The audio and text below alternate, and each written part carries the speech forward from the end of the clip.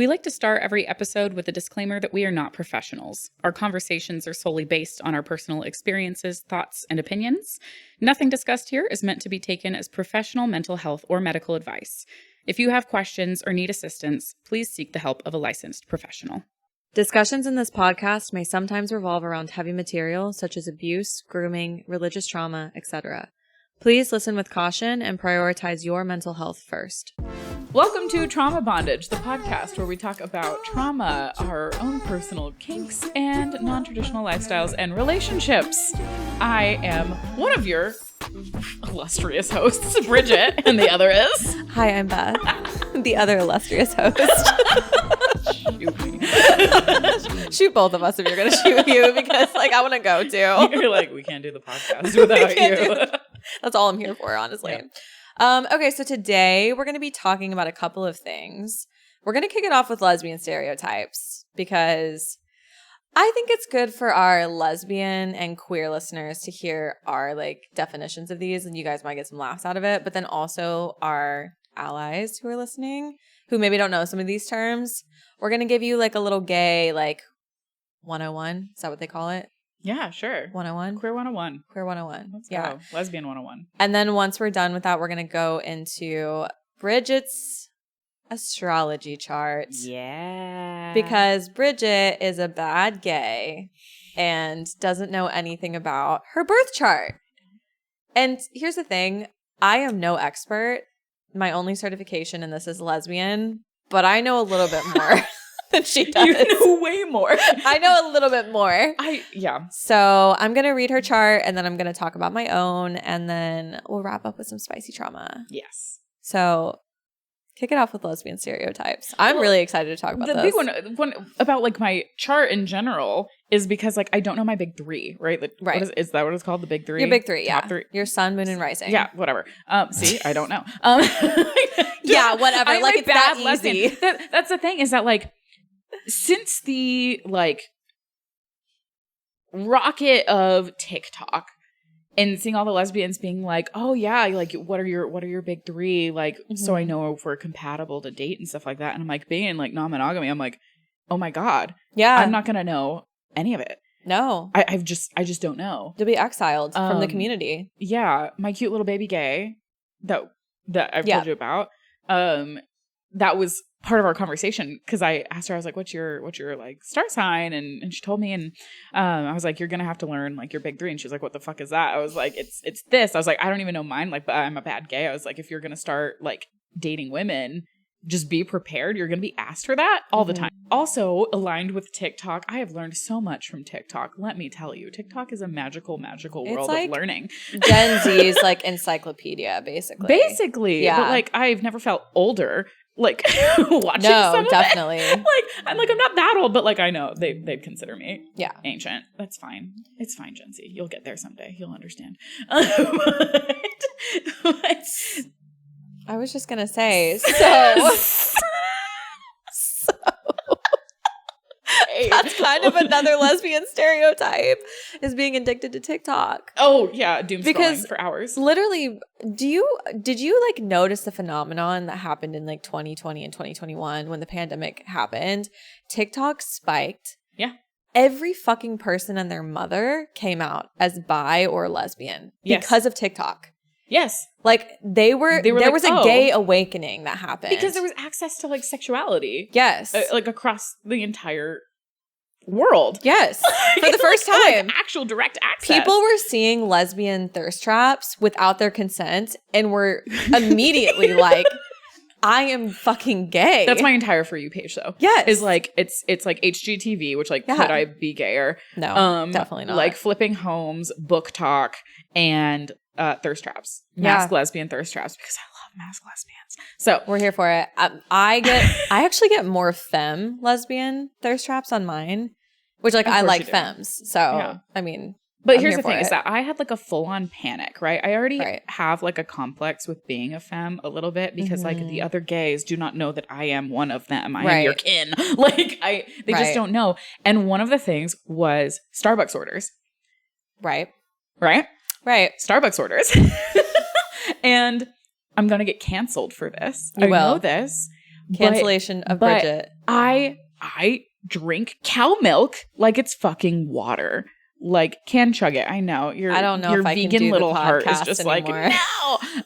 I'm sorry. If you drink cow milk, lesbians, please DM me and let me know that I'm not alone and not psychotic. We're going to get no DMs because no lesbians drink cow milk. I saw one on TikTok who did it, and she said, yeah. Okay, so it was the Starbucks orders, and everybody was like, oh yeah, lesbians, like all lesbians have like IBS or lactose intolerance, and the way that you know a lesbian is coming through the drive-thru is because they're ordering their fucking latte, their iced fucking coffee. It's always iced coffee. No, I'll tell you what the order is. Hold on. Give it to me. The order is an oat milk, lavender, iced latte. Yeah. That's it. Don't like lavender. I mean, oat milk's fine, but like if I have a choice, I'm going with the moo juice.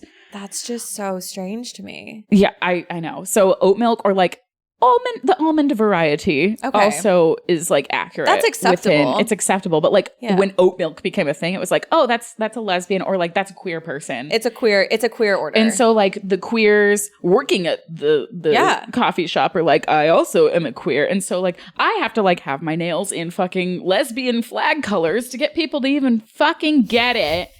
Because I look like this and I drink cow milk. You know what is gay though? What? Space buns. Space buns are very gay. That's awesome. See? They are. I try. Thumb ring. Thumb ring. Gotta have her fucking rings. So that's another stereotype. Since we're on the topic of stereotypes. Yeah. How can you like universally let the other lesbians know that you're into women? Thumb rings. As a femme. Oh, as like, a femme. just thumb rings.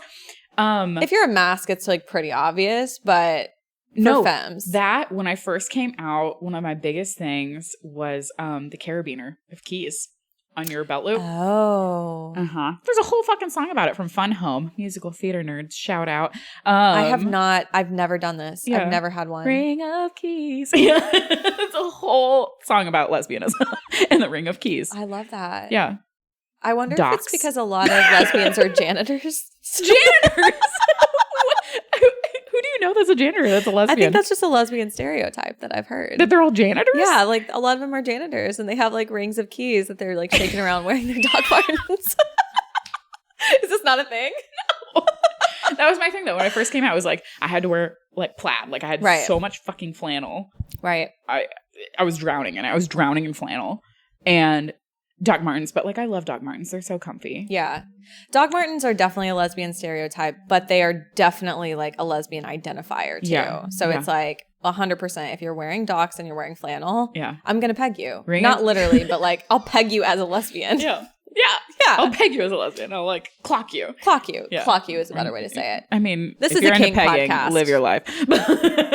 I might peg you. Yeah, the thumb ring, the ring of keys, pinky rings apparently are also a thing now. Yeah.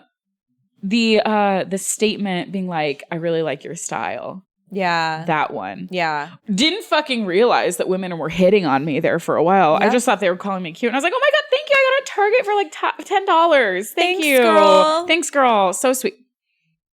What is wrong with me? They were like, I want to fuck you. My bad. So sorry. Try again, please. I know now. I know better. Oh my God. You know what else? Nose rings.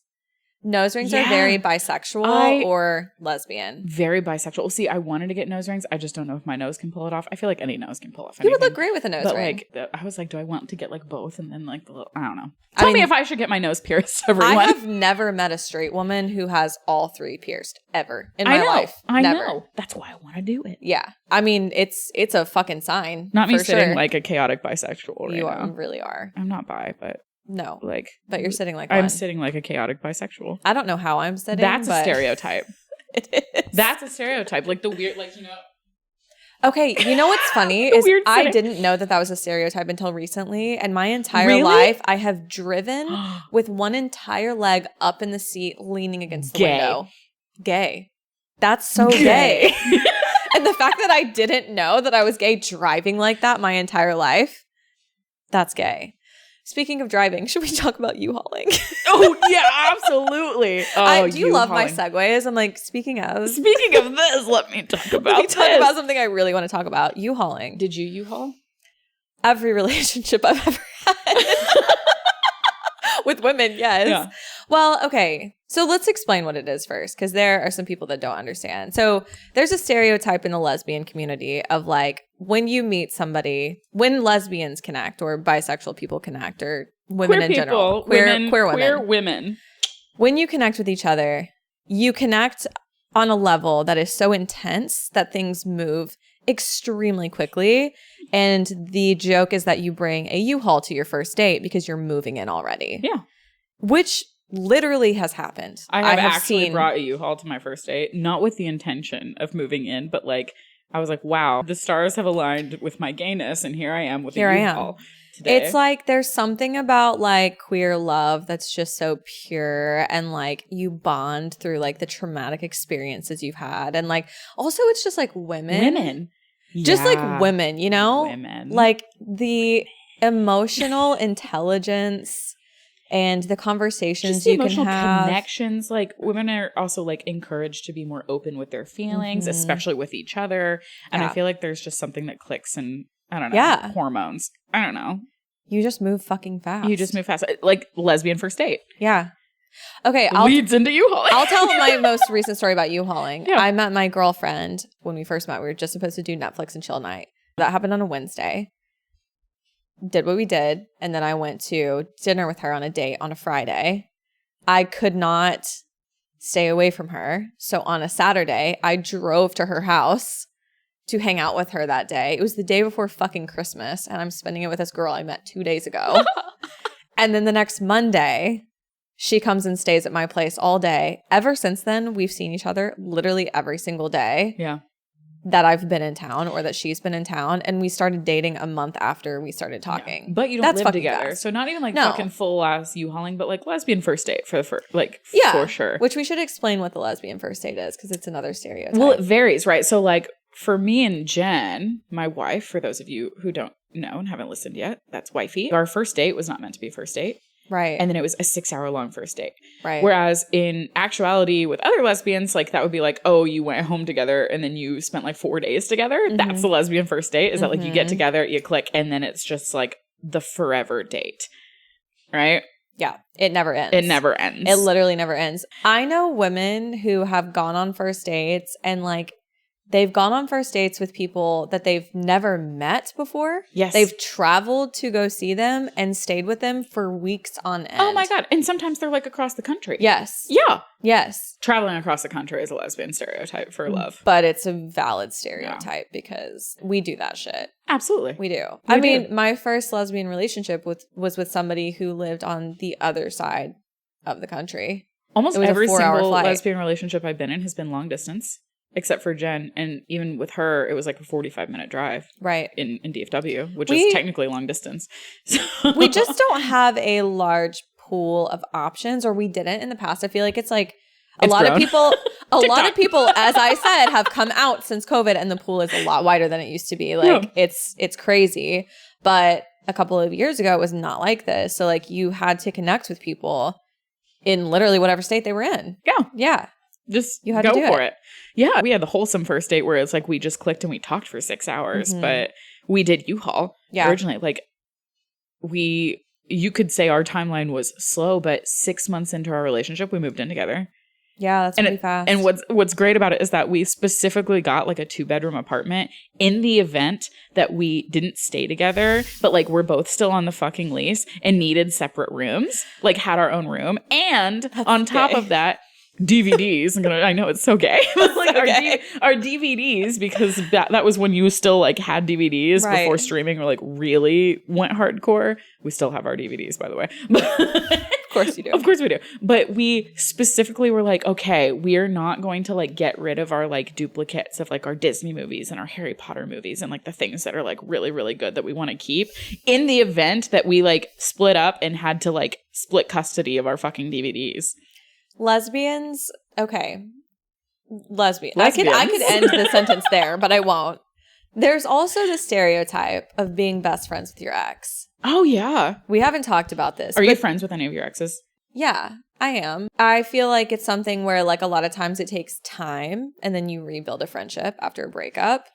But like a lot of lesbians start as friends and then they will move into a romantic relationship, and they will move out of that and then become friends again. Yeah. And then they will start dating another person, and then that person will become friends with their new person's ex, and then you just become this like friend group, and then you just keep adding people in, and then you all eventually end up dating each other.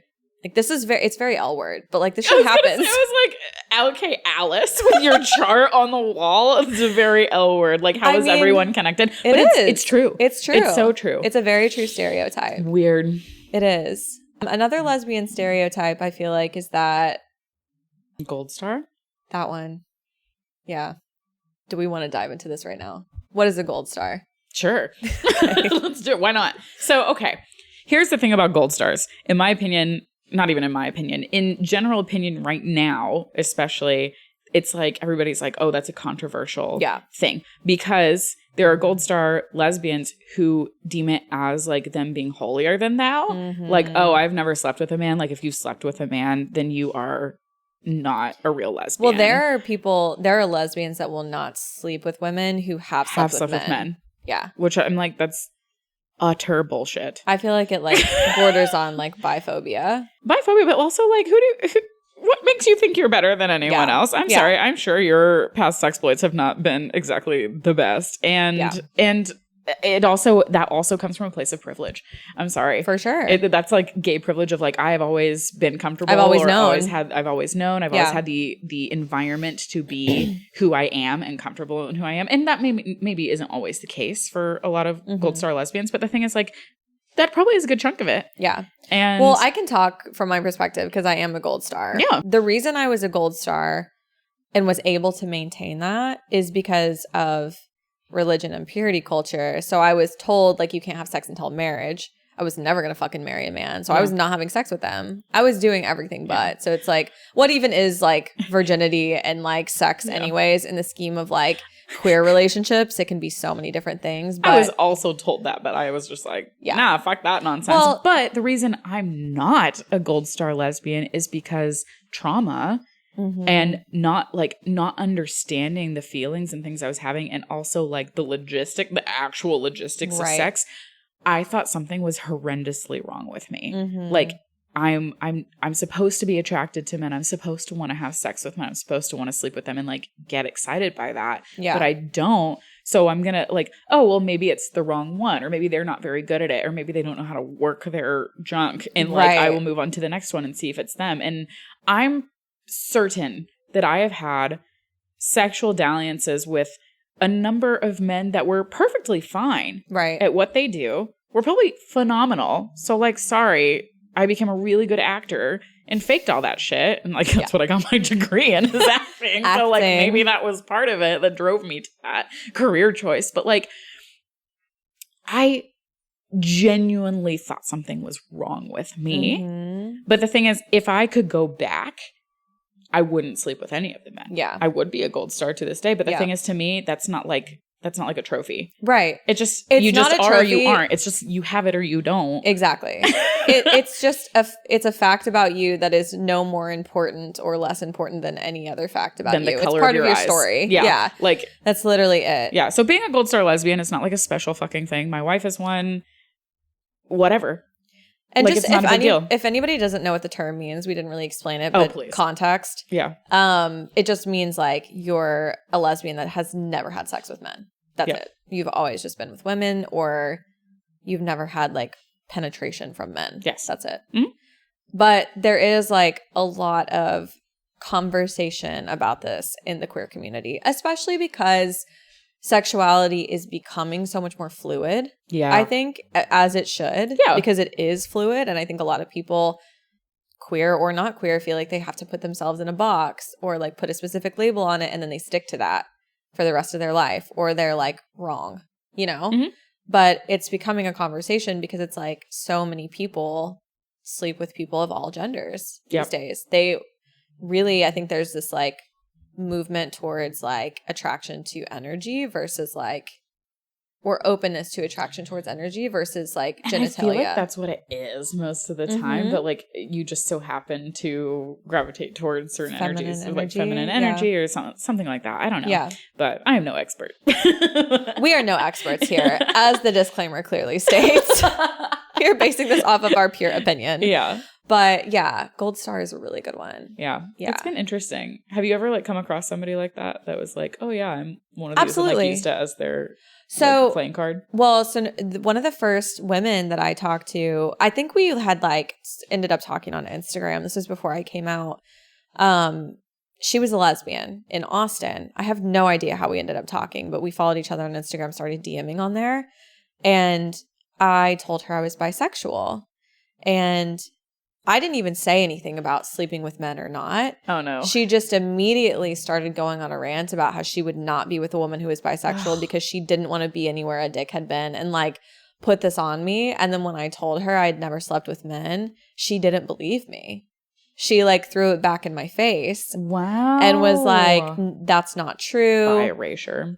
Yeah, it was really, really bad. It's really toxic. Like, it was really toxic. And like we ended up not talking. But I actually had that experience a lot. Like even like before I came out, when I would tell people that I had never slept with men before, they wouldn't believe me. Because I'm a very sexual person and I feel like I have strong sexual energy. So they were like, how are you the way you are? But like you haven't slept with men. Yeah. There's this like assumption that like if you're sexual, men have to be involved. Yeah, no. Which is not true. They do not have to be. But if they can be, if you want them to be. See, that's with like the bisexuality part, not even like the sleeping with men. Just like you can be you could have never been with a woman and be bi. You could be married to a man and be bi. Yeah. Like it has nothing to do with who you've slept with or not. It's who you're attracted to. Your sexual orientation has nothing to do with your actual behaviors. Yes. Separate. Correct.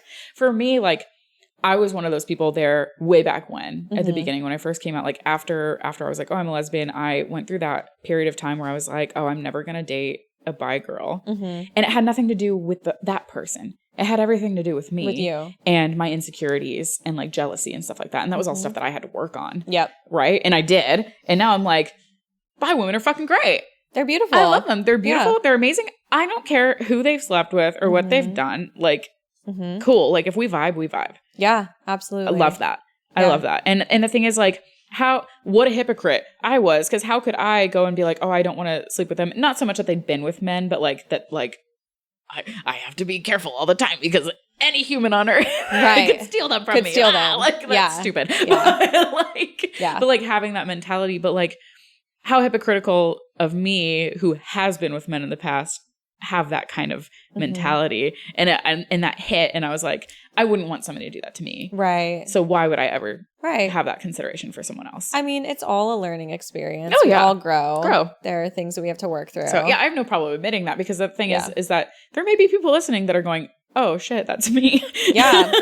Get your shit together. Get your shit together. Get it together. Look, do some self-reflecting. Yeah. If you have those feelings, it's probably because you're going through some stuff in here. Internally. And in here. Yeah. I'm pointing at my heart and my head for those of you who can't see me. That you just need to come to terms with or find a way to cope. Yeah. So it's okay. Other stereotypes I want to talk about. I can't believe we didn't talk about these first. Dom, femme, and golden retriever mask. Like, who are we? Why the fuck did we? Why are we here? We just went straight into the deep stuff. Let's talk about golden retriever. Can I just? Yeah, okay. Go off on a rant on that. I'll talk about Dom femmes. I love golden retriever, especially golden retriever masks. But like, you can be a golden retriever femme. Yes, too. You can. It's a personality trait. Yep. As opposed to anything else. So like, super fucking loyal, really goofy, really like quirky and fun. Just like the ones that like, when you're talking about something and you catch them on camera, like just like. Yeah. Gazing at you. They're the ones that like will go, like acts of service is a really big love language with golden retriever lesbians. I love golden retriever women. Yeah. They're very much, as their name explains, they're like a golden retriever dog who is loyal as fuck, loves you no matter what, will always be by your side, will do anything for you, and is just the sweetest fucking thing in the world. I love them. I love them. Those are golden retriever masks specifically are like my weakness. My God. Weakness. Would die for you. I will die for you. Those are the women that I'm like, must be protected at all costs. You know? All women must be, but Jennifer. It's my wife. My girlfriend is the same. Yay! And she doesn't look like she is, but she definitely is. She was making like weird little voices at you earlier. She does do that. We're shopping. Like, yeah, no. Golden retriever so masks. Cute. So a really ultimate combination when it comes to dating is a golden retriever mask and a black cat or a dom femme. Yeah. Same thing. It's just a different name. Yes. So like a black cat femme, which Bridget and I both are, or dom femme, are women who are extremely feminine, but like they lean into the very powerful side of femininity and they are extremely confident. They can tear you down with a single look, but also make you feel like the best person in the entire world, depending on how you treat them. They can raise you up or they'll crush you into the ground. They usually have a little bit of a wall up, a little bit of a guard. It's because trauma. Trauma creates the best black cat femmes. I mean, they're very much just like black cat energy. Yeah. Like many of us lean into like the dark things too. Dark things, dark aesthetic. As I look at our outfits.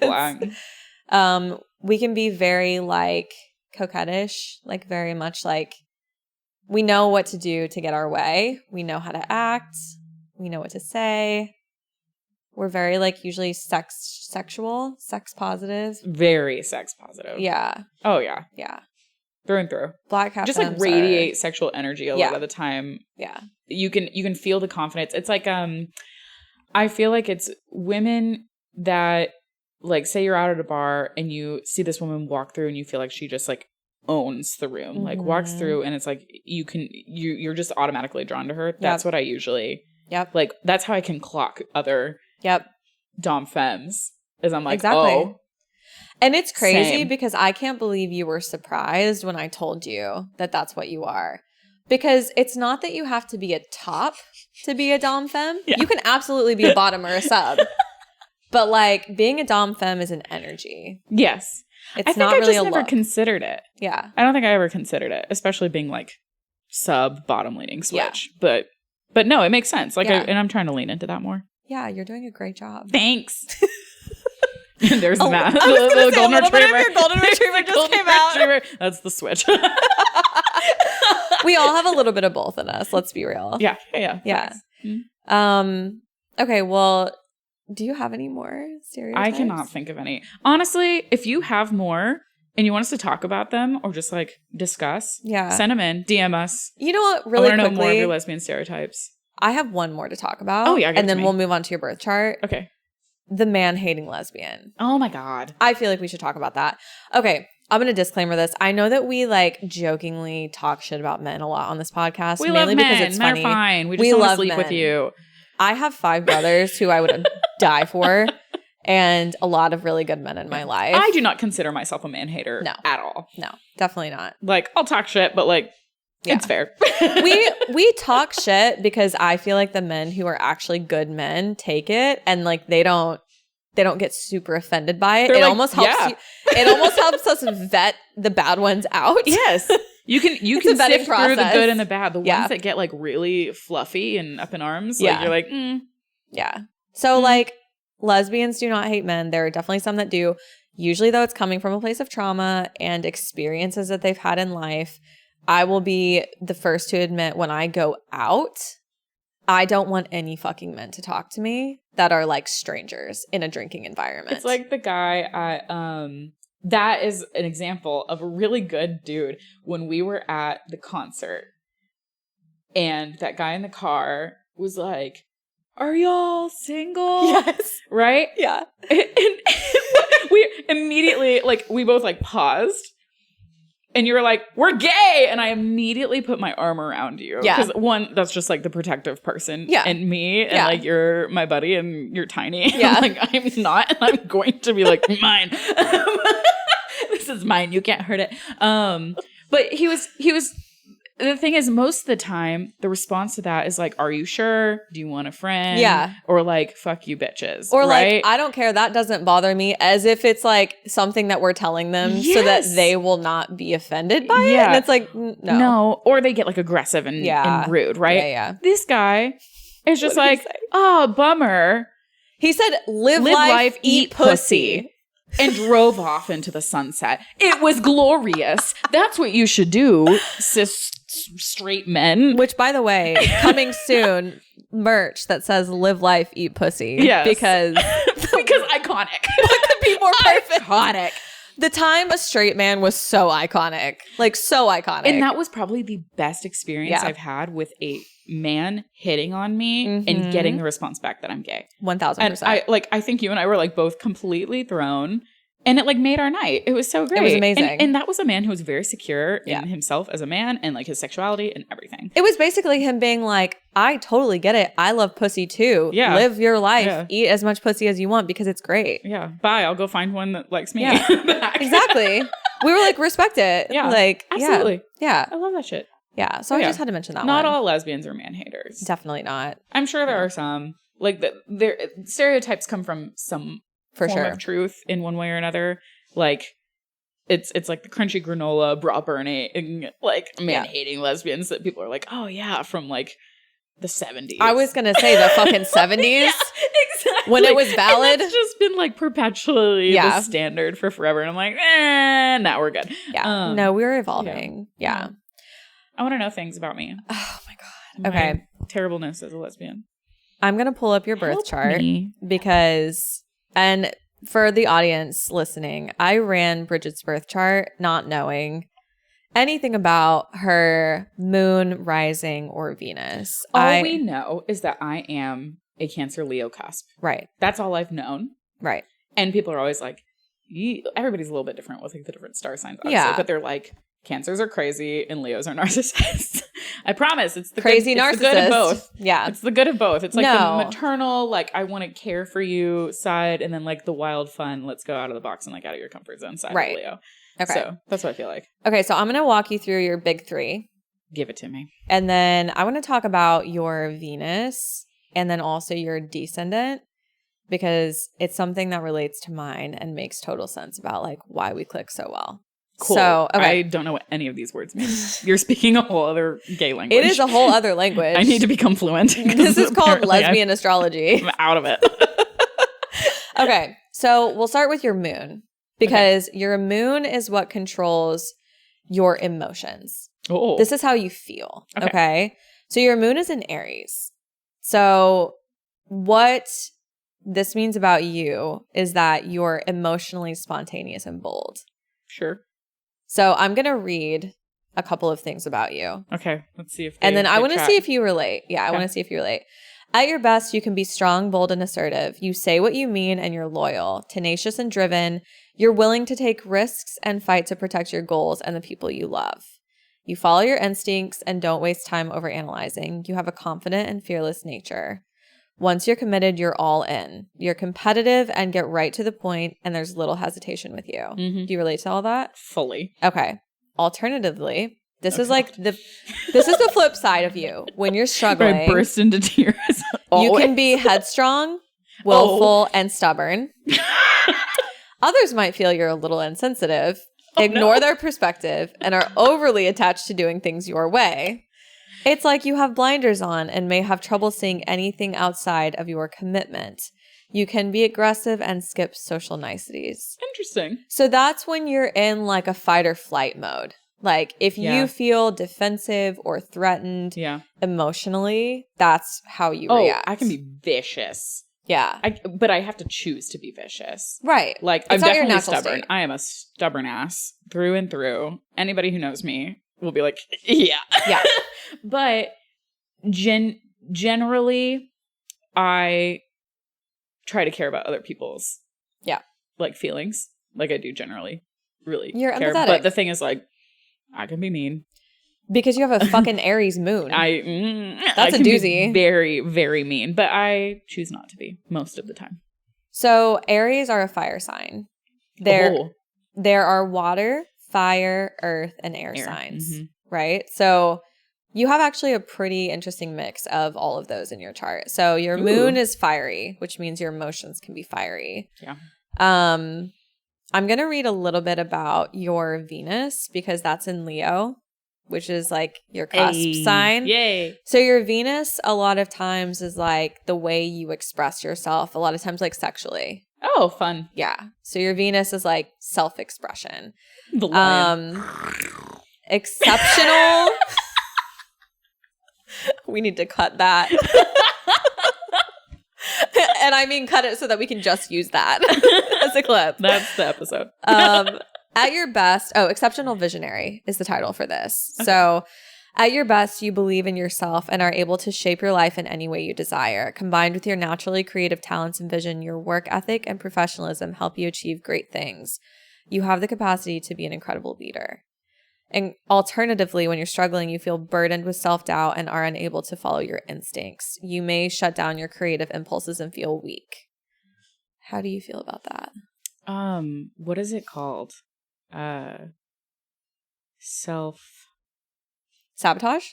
Not self-sabotage. Like when you don't believe in your abilities. Self-doubt? No, there's a word for it. It'll come to me. Okay. We'll come back to that one. Imposter syndrome. Thank you, Imposter syndrome. Imposter syndrome. To a T. Mm-hmm. I'm told a lot by other people. They're like, you'd be great in leadership. You would be like, I've always been the team captain on my like sports teams, right. Stuff like that. Like that makes sense. Right. But yeah, the imposter syndrome is real, but all the most successful people have imposter syndrome. Yeah. Hardcore. 100%. Like there are times where I'm like, yes, I know my abilities are there. Like I have the creative ability, like I have the talent, but I doubt it deeply. Mm-hmm. And I have to really push through those moments where I'm like, I'm not going to try because like I'll just fail. But that other side of like pushing for your goals, like that Aries thing where it's like push for your goals and like don't let anybody stop you, that kicks in harder. Right. So thank God for that. Yeah, absolutely. Yeah. I mean, so Venus is like I said, it's like the way that you express yourself in the world. Yeah. A lot of times it can be sexuality, but a lot of times it's in your work life or in your relationships. So that makes sense with what you're saying. Your sun is in Cancer. And for some reason, they did not give me a write-up about this in the app, but I know a lot about Cancers because my moon is in Cancer. Yay! So I can tell you a little bit about being a Cancer. I would say Cancers get a really bad rap. They do. A lot of serial killers are Cancers, and I think that's a lot of them are Sagittarius too. What's your point? Sagittarius. Okay. Cancers are extremely nurturing, caring. They get very invested in their relationships emotionally. Like if you have a Cancer on your side, they will fucking ride or die for you. Mm-hmm. But if you cross them, they will kill you. Yeah, if I'm in, I'm in. But the thing is, if like the second you break a boundary or do something that like, I say if I'm in, I'm in. But when I'm done, You're done. That's how Cancers are. Yeah. They will walk away and never look back. Yep. And they are, I mean, it's a water sign. Yeah. So water signs are typically more emotionally led. Yeah. And so when you fuck with them, it heightens their emotions to like a 10, whereas an air sign might not be as affected by the same behavior. Yeah. Cancers are also the most intuitive sign in the zodiac as far as like intuition around people. Like you have extremely good perceptive skills. I don't know what I'm trying to say. Perception of energy. Yeah. Yeah. Yeah. It's also why my gaydar is on point. Yes. You read people extremely well. You get along with most people. Yeah. It's like my baby gay again when I was like, pretty sure she sleeps with men, but wants to fuck women. Spot on. You were correct. And that's the Cancer in you. Spot on. Yeah. So your sun sign is how you present to the rest of the world. That's how you're perceived. It's not always how you feel. Yeah. Your moon sign is a lot of times how you feel on the inside, but people perceive your behavior as Cancer. Okay. So that's why you might not 100% always relate to your sun sign. Wow. So we're learning things. Now I get why lesbians ask about all this stuff. It's very important. Yeah. Emotions. Can we talk about how your fucking rising sign is a Scorpio? Because when I saw this, I audibly gasped. and then fell over backwards and then was like, Brigitte, SOS. Bitch, your rising sign is a Scorpio. Okay. I have experience with Scorpios. There are things that I love and things that I don't get along with Scorpios. Yeah. And I feel like Scorpios get a lot of shit. They do. Yeah. They're like, my sun sign's a Gemini. I feel like between Gemini, Scorpio, and Cancer, we get the most shit out of all the zodiac. Oh, good. And I got a double whammy. Let's go. Yeah, you got a double whammy, girl. Okay. So this is your rising. So this is really indicative of like, this is talking about what your destiny is. Oh. As a Scorpio rising. Oh. Your destiny is to develop your sense of strength and power. No one should tell you what to do, stand in your way, or control the terms of your life. Which really interestingly goes along with E&M, I think. Because it's very much like a journey of autonomy. Yes. And so I'm big on autonomy. Same. Yeah. It's really important. It's important for you to create your own rules. Again, I think that's BDSM and kink goes into that too. Gives Especially you control. being a brat. Yeah. Because that is a control. It's a control move. thing. People will say, oh no, brats don't really have the control. But like, no. Yes, we do. Brats are in control of the entire thing. We do. Yes.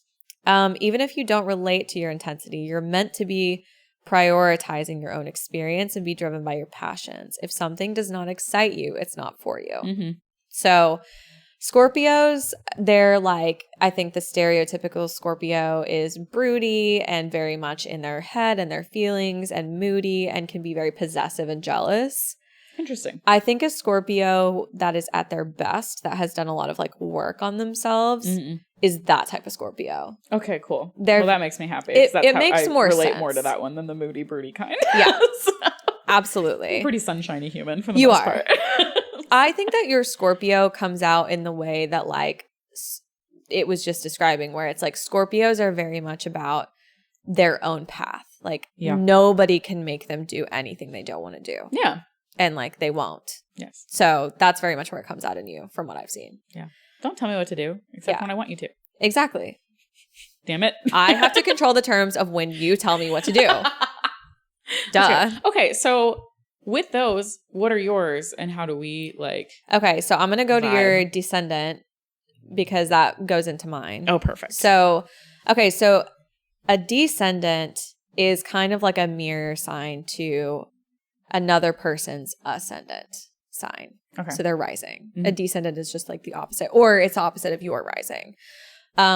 So typically what happens is whatever your descendant is the sign that you are attracted to in somebody else's ascendant. Oh, okay. Right? So Opposites your attract. descendant attracts the opposite ascendant. Interesting. Okay? Okay. So your descendant is in Taurus. Oh, that makes absolute sense. So I've dated so many Tauruses, it's unreal. My descendant is in Scorpio, which is your ascendant. Yeah, that's why you love me. And my ascendant is in Taurus, oh, which is your descendant. God. Are you joking? No. I love that. That makes so much sense. So that's why our bond is like so strong, because like not only do I have the rising that your descendant is compatible with, but you have the rising that mine is compatible with. Listener, write in. Should we ship this? We're shipping this. Two Dom Femmes take over the world. Take over the world. So what this means like for your descendant is you're receptive and present. Okay. In your long-term relationships, what works best for you is being with a partner who's able to accept your intensity. Ideally, they view your energy and passion as something positive that should be receptive to your force and magnetism. So it's reassuring to know that your partner can let you be in charge. They will not try to dominate or tame you. There also must be a strong sexual connection. Your partner should want to be physically close and intimate with you. You are either turned on or you aren't. If you don't feel that vitality and intensity with somebody, it's time to move on. So sexuality, this is saying, is extremely important to you in relationships. Which, duh, we're doing a fucking sex podcast. Why are we here? So, yeah. So that's like just a high level of how interesting. Your big three and then some other little things in your chart. Now I want to do my wife's. Now I want to know what hers are. Because she doesn't know either. She's also bad gay. We're bad gays together. It's okay. We'll do That's why we married each other. Listen, the first thing I asked my girlfriend about was her chart. And of course, because you're a fucking I lesbian. literally was like, I don't know if we can be together unless you tell me what your chart is. So my girlfriend's chart, I already know it. She's a Leo sun. That's why we get along. Sag rising. Oh. And see, serial killers. I'm sorry. No. She's an Aquarius sun. Oh. Leo moon. Sag that makes rising. So much sense. She's so talkative. She's so talkative and has a God complex. It makes sense. Yeah. Okay. So my chart and how ours kind of pair up together. So my moon is in Cancer. Oh, okay. So that really just means like emotionally, I really connect in all the ways like to the world that you like present that you do, if that makes sense. So like the way that you like kind of interact in the world a lot of times is how I feel on the inside. I might not always interact that way. For example, I do not come off as a sensitive person at all. I come off as a Gemini, which is my sun sign. We were just talking about this earlier. Yeah. You're scary. People think I'm scary. People think I'm mean. But you're so nice. But I'm so nice, and I'm actually very sensitive because my sun is in Cancer, or my moon is in Cancer. Yeah. My sun is in Gemini, so that like really fucks with my head sometimes because it makes me feel like I don't care about anything because it's an air sign. So like, find me on another planet sometimes. Like you never know what I'm doing. But so my sun sign being Gemini just really means that I'm like extremely adventurous. I get bored very easily. This is another thing about ethical non-monogamy that works for me is like, I get bored easily. Like I need constant stimulation, excitement, like everything. So I'll read you a little bit about my sun sign. So it's free-spirited and deep is like the actual title of it. At her best, Bethany's free spirit is funny, smart, and playful. She's intellectually curious and social. She can multitask and has a variety of interests. So when I'm struggling, it makes my unconventional viewpoint get me into trouble. Which facts. I've apparently been struggling a lot in the last 2 years. Gets me into trouble. I'm literally fucking always in trouble. Always. So I'm apparently always struggling. I can feel trapped and anxious and unsure of how I can act. I might stifle my sense of humor and avoid socializing. So this is literally what happens to me when I feel good. Sounds so familiar. I am like the social butterfly. I talk to anybody. Like I never get drained from social interaction at all. When I am not good, I don't want to see a fucking soul. Yeah. Like except for the people that are like very, very, very close to me. Like I don't have the energy for conversation. It's like I just like shut down completely. See, and I'll push through and like try to make myself as available as I can, but I do have to recharge. That's my thing. It's like you can tell when I am socially drained. Right. But I will still like it's acting degree kicking in where I'm like I still want to be like sociable, but like you'll be able to tell like when I'm ready to go. Right. You have your limit. Yeah. And you know your limits. I cap out. I literally am an all or nothing person. So I either am at 0 or 100. Interesting. I don't do balance. I mean, that makes sense. Knowing you. But wow. So my Venus is also in Gemini, unfortunately. I'm a double Gemini. So it's the same there. But it just means sexually, I'm very like experimental. I really like to try everything. The BDSM test really did tell us about that BDSM test. The second version that I took specifically. Yeah, I was going to say, can we talk about the second version? So we were looking for the results because we want to post them up or if they're not already posted. But Bethany sends in her new version of it and she was like, something happened. And it's like the whole thing is like 100% everything except for like a handful at the bottom. Spicy that day. I know. You're like, I'm just on one today. So. I was like, I need to text my girlfriend and get some of this out of my system. I should really call her. It's like, what's happening? Anyways, that was a cute sidebar. But so my rising is in Taurus. And that just means I really like to relax and enjoy my life without guilt. Interesting. Which really makes sense. Tauruses are very notorious, no pun intended, for liking the finer things in life. Like Taurus is like luxury and like they like to just be comfortable. Yeah. Like, they like that. Who doesn't? Who doesn't like that? So they're also known for being very stubborn and very, very, very sexually driven. Mm-hmm. So, like, they're very intense. Mm-hmm. And that's my rising sign, so it makes sense. See, all of this makes so much sense as to why we like gravitated towards each other at work. Like, just naturally. It was the stars, literally. Our aligning. stars literally aligned. Aligned. Yay! How gay! How fucking gay is that? How gay are when we? the stars align? And this is something that I really appreciate about our bond, because I think there's this like stereotype, back to the stereotypes we were talking about, that like lesbians like cannot just be friends if they like have like a connection with each other. Yeah. And like we are such a good example of like platonic soulmates. Oh, full on.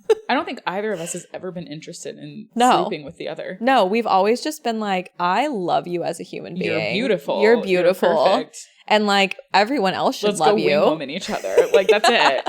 That's it. Yeah. It's like, that's another stereotype with like straight people. If they're like, oh, I have this lesbian friend and I have this other lesbian. You guys should meet.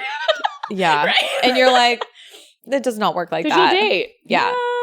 No. No. I don't know her big three. I don't know if we might, the stars might not be aligned.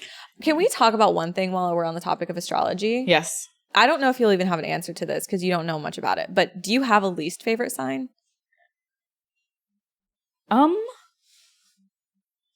I think it's Virgo.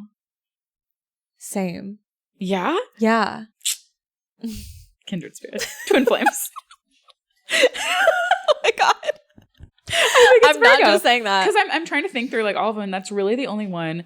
I sometimes have an aversion to Aquarius, mostly because my stalker is an Aquarius, which we can get into that on another day. But your girlfriend is giving me new life with Aquarius. She's such a good Aquarius. But the thing is, I think like a good Aquarius is like an amazing human. Yes. It's like the ones who are a little bit so okay. too in. Here's the thing.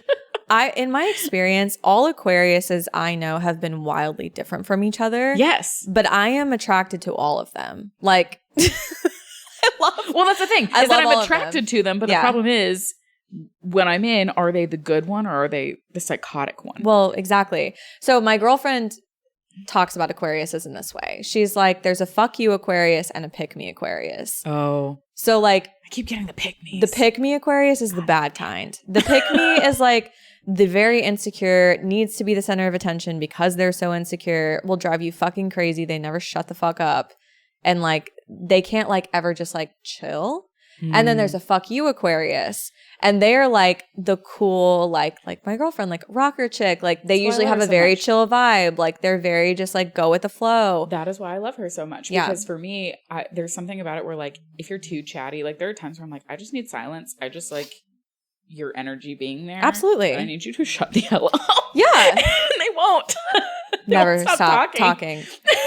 I love how we jump from hating Virgos to loving Aquariuses, but also like the bad kind of Aquariuses too. But no, like Virgos, for whatever reason. So I have one friend who's a Virgo and I fucking love her to death. I don't know if I have very many at all. At least not to my knowledge. Well, Virgos are they're actually a pretty difficult sign to get along with. Like there's a very specific combination of like signs in your chart that you need to have to get along with a Virgo.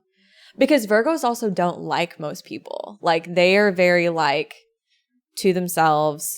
They have their own way of doing things. They can't be bothered. Like Virgos and Aquariuses are actually a pretty good match. They like each other. That makes so much sense. Yeah. It's Love-hate. Very funny. How funny. But we both have sun signs that are very they're very shit on, and it's not great. I know. Geminis and Cancers are amazing. Yes. Write in and tell us what you love about Geminis and Cancers. But if you have anything bad to say, don't write in. Also DM us if like your big three match our big three. Yeah. So we can talk that to would you. Be amazing. That sounds fun. We'll probably start dating anyone who are big three matches. Oh. Because that's what lesbians do. They're like, the stars said it's written in the stars. Therefore. I have no choice. We must be together. It's just fact. Okay, I guess aligned with stars, dreams. Do we want to? Yeah. Okay, so we like to end each episode with our spicy trauma of the week. It can be recently or like just in your lifetime. But my thing is dreams. So if you've been listening to this podcast at all, you will know that in like one of our first couple of episodes, Jen, my wife, had a pseudo spicy dream. For her, quite spicy. It was a mild spicy. Mild spicy, where like we were at Bethany's apartment and it was a sex club. So go back and listen to that episode if you want to hear the whole dream. But like I want somebody to tell me what Jennifer's dreams actually mean, because she had a part 2. We said we wanted a part 2 and part 2 happened. Here we are. We manifested a fucking part 2. Yes. She and I in this dream are going to this like getaway retreat, like some camp, kind of like Camp Lucy. Not a like sex party. No, not a sex party. So we go to this like getaway retreat thing to like really get some quality time together. Like that's our thing.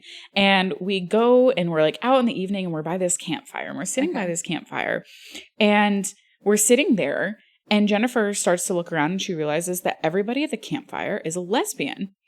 We're at like a lesbian camp retreat for quality time, right? Is a lesbian. And she turns to her right and this woman like starts hitting on her. Okay. And she's having this conversation. She's getting flirted with and da-da-da-da. And she turns back to talk to me. And I am now on the other side of this campfire with another woman. Okay. And we're talking and stuff like that. And she's like, oh, okay. So like we're just chatting. So she keeps chatting with this woman and she, and lo and behold, you show up. God damn it. You show up. Why am I literally intruding on all of her dreams? I don't know. I feel guilty. But I love it. I love it. You show up and you're like, oh my God, I'm so glad you guys could make it. It's so exciting that you're here. And Jen's like, come to my tent. Yeah. Like there's a party in my in there. sex club. It's my tent this time. Like, no. But you're just like, oh my God, I'm so glad you could make it. And Jen's like, wait, what the fuck? And she goes to turn and tell me that you're here. And I am making out with this woman that I've been talking to. And she's all like, what the fuck? You're supposed to be having one-on-one time making out with me. Turns out the woman I'm making out with is your girlfriend.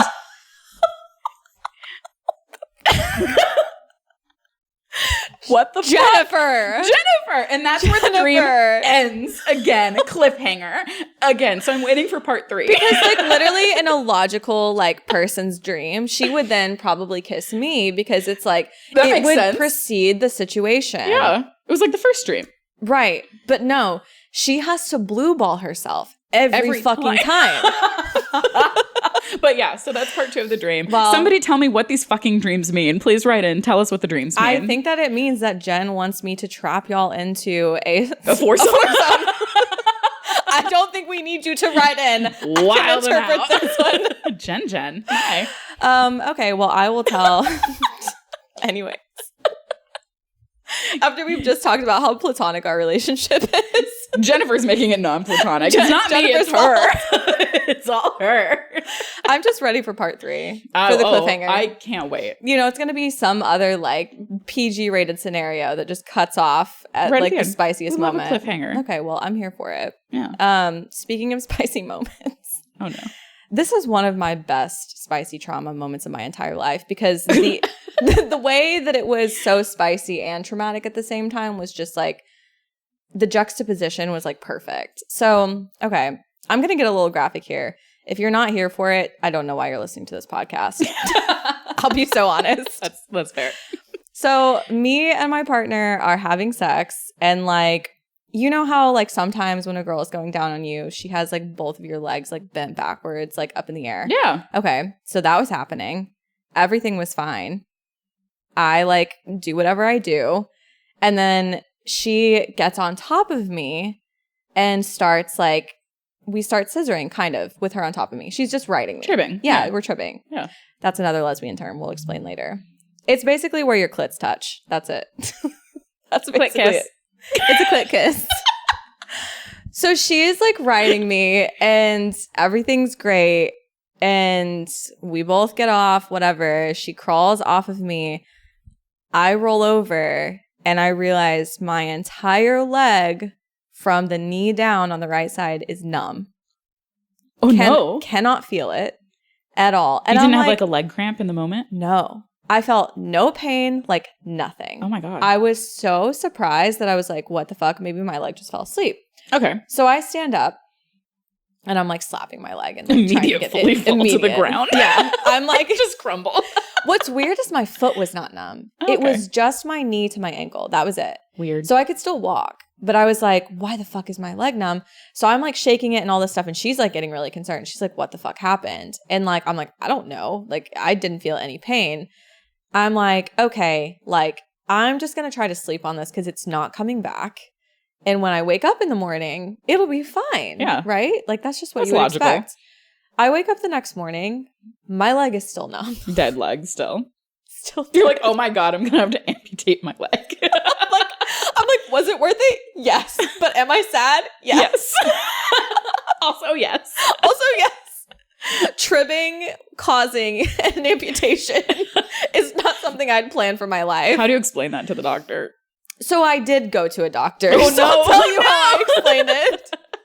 So the next day I go to the doctor. I'm on this telehealth appointment and I'm like, this poor man who like probably has never met a lesbian in his life. Like, I'm going to have to like tell him what's going on.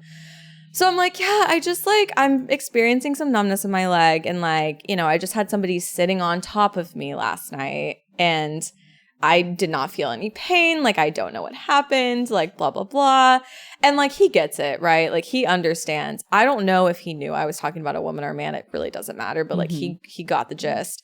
And he's like, I think what happened was your muscles clenched up so tight when you orgasmed that it pinched a nerve in your knee. And it's going to have to take a month or two to regenerate.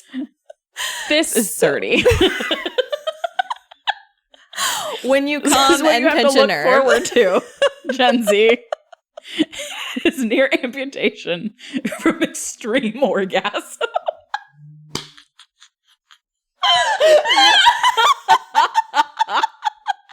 If that is not the epitome of aging, I don't know what it is.